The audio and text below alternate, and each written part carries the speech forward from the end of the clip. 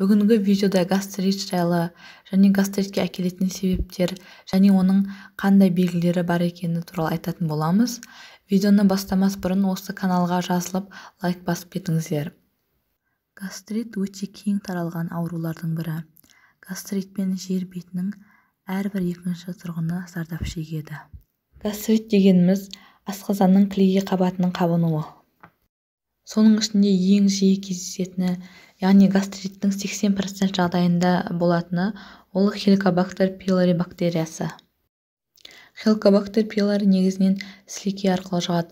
Яғни Helicobacterді жұқтырған адамнан сілекей арқылы сау адамға жұғуы мүмкін.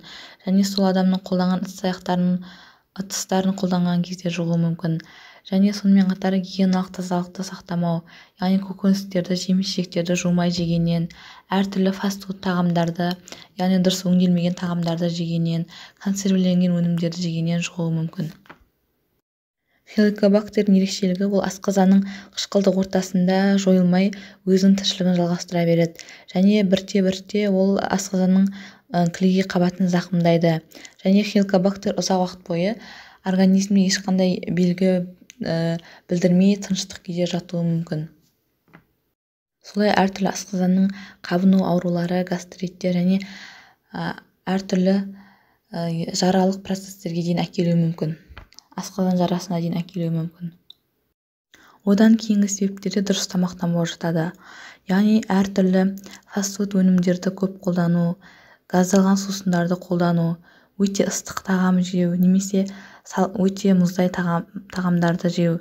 Сонымен қатар ащы, майлы, тұзды тағамдарды көп қолданғаннан, сонымен қатар аш қарынға сағыз шайнаған кезде, және темекі шегу, алкоголь қолдану, және тамақтану режимінің бұзылысы, яғни ұзақ уақыт бойы аш қарында тамақ қабылдамай жүру, және тамақты асығып жеу, яғни асығып жеген кезде тамақты дұрыс шайнамай, яғни ірі күйінше жұтауда асқазанға зиян келтіреді.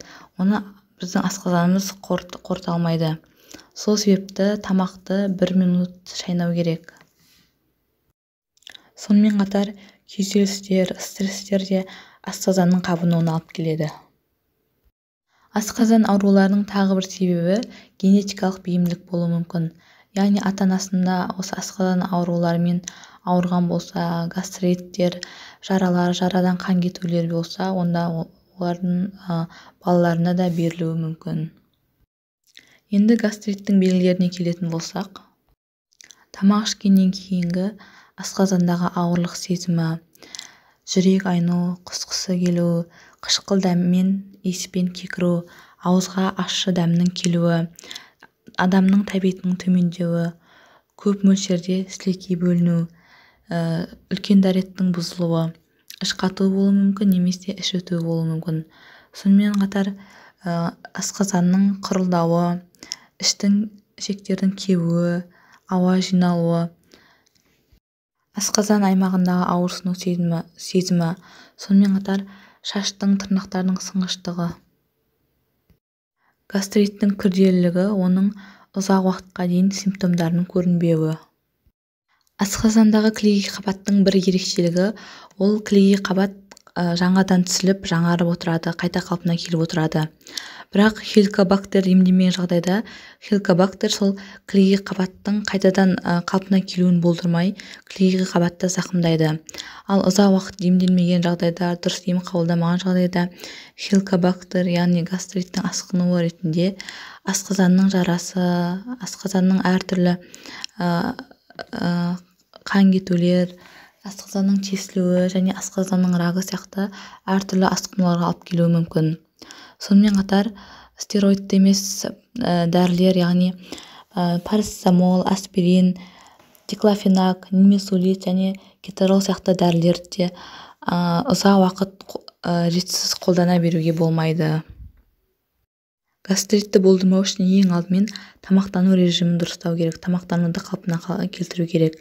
Көбіне фастфуд тағамдардан, майлы тамақтардан, ащы тамақтардан бас тартып, көбіне қайнатылған, суға піскен тамақтарды жеу керек, және сұйық тамақтарды жиі қолдану керек.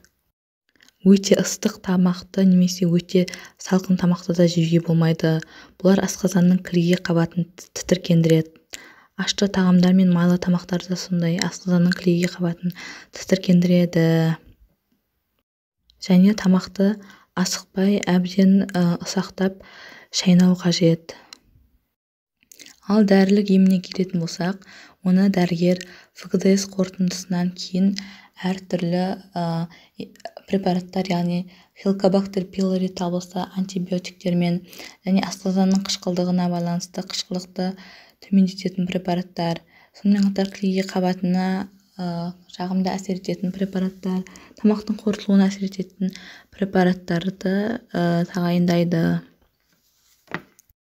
Егер видео пайдалы болған болса, каналға жазылып лайк басып кетіңіздер.